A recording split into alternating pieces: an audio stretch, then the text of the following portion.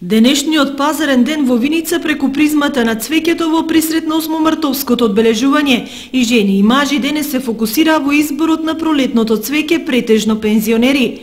Иако динамиката не е со посакуваниот профит за продавачите, сепак расположението се чувствуваше на градскиот пазар.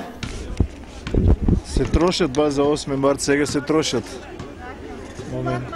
Па купуваат, повеќе жените вкупуваат. Вие имате обичај да подарувате? Па имаме, да.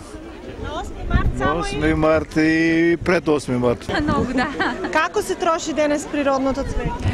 Па добро, јас сум задоволна.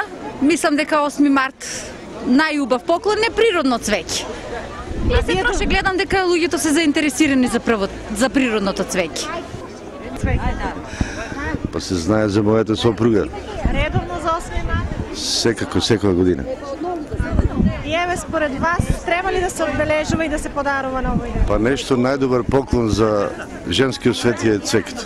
Па практикуваме цвеќето и цвеќето е нешто символ на означувањето на женскиот пол, на сопруги, на ќерки, на 8 март, празник на жените кој е определен како ден за нивната еманципација и борба за нивните права. Можеби веќе ја достигна својата кулминација. Денес жените ги уживаат сите права како и мажите, но кога станува збор за работничките, борбата подеднакво треба да ја водат и мажите.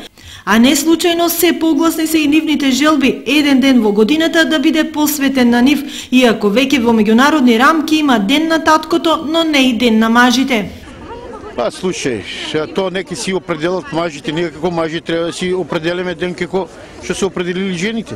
Ако веќе во Европската заедница треба да влеземе, во Европа има и ден на мажите. Јас бев малку надоле по Европа и знам дека има ден на мажите.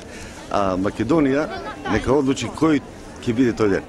Па како не сакаме, сакаме и ден на мажите да биде, да. Жените, посебно мајките и бабите, не сакаат денот да помине незабележано, го очекуваат подарокот од своите најблиски. Некогаш подаруваме, а и некои ни дават, некои...